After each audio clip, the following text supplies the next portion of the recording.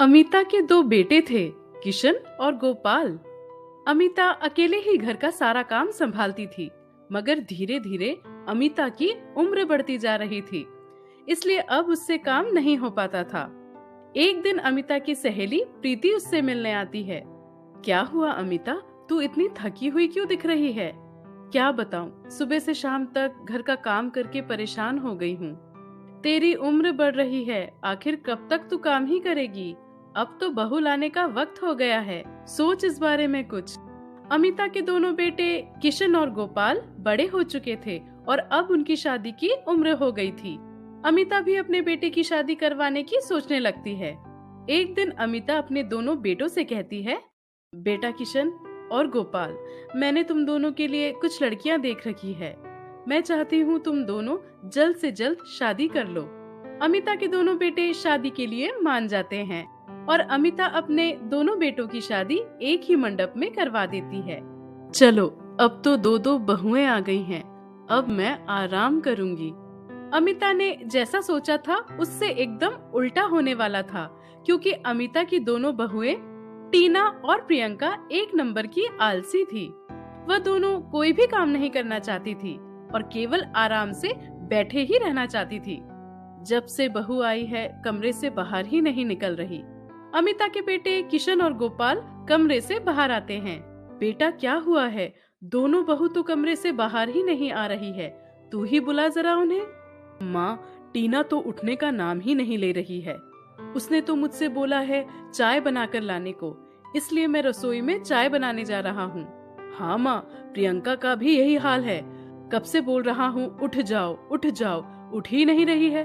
उसने भी चाय मांगा है, अब चाय बनाकर देकर आता हूँ। ये सुन अमिता हैरान रह जाती है और सोचने लगती है, आज बहुओं का पहला दिन है ससुराल में और आज के दिन भी ये दोनों जल्दी नहीं उठ रही है।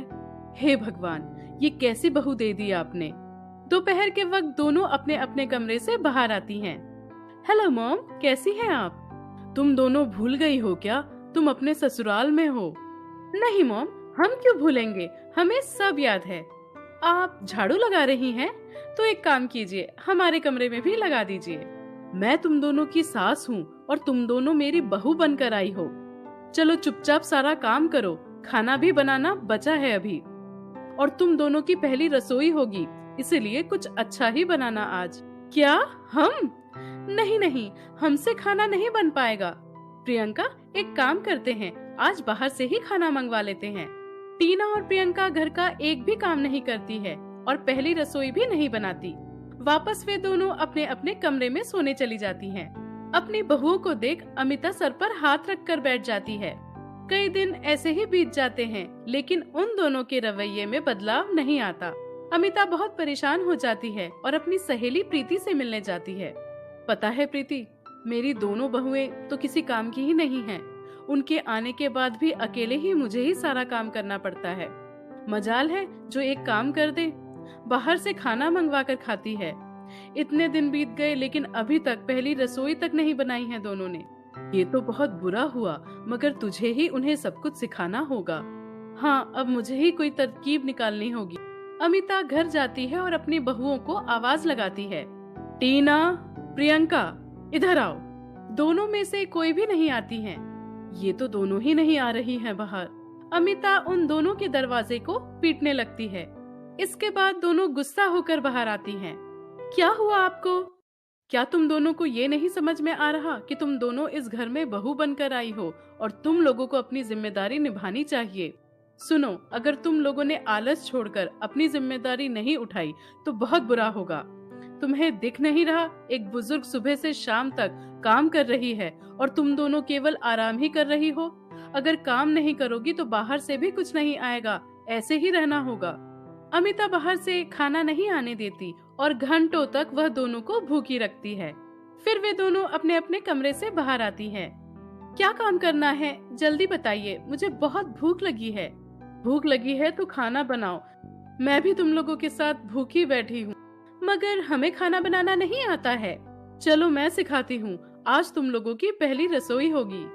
टीना और प्रियंका रसोई में जाती है और जैसे जैसे अमिता बताती है वैसा वैसा खाना बनाती हैं। आज दोनों की पहली रसोई थी। खाना बनाकर सभी भरपेट भोजन करते हैं। ठीक ऐसे ही तुम दोनों को घर का सारा काम संभालना होगा। मेरे जाने के बाद तो तुम लोगों को ही सब कुछ करना है, इसलिए जाने से पहले मैं चाहती हूँ तुम दोनों को सब कुछ समझा दूं ठीक से। टीना और प्रियंका अपनी सास से माफी मांगती है और उस दिन के बाद से घर का सारा काम संभाल लेती है। तो ये थी हमारी आज की कहानी। आशा करते हैं कि आपको कहानी अच्छी लगी होगी। जो अच्छी लगी हो तो लाइक जरूर करें और ऐसी ही कहानियाँ आगे भी सुनते रहने के लिए चैनल को सब्सक्राइब करना ना भूलें। फिर मिलेंगे आपसे एक नई कहानी के साथ। धन्यवाद।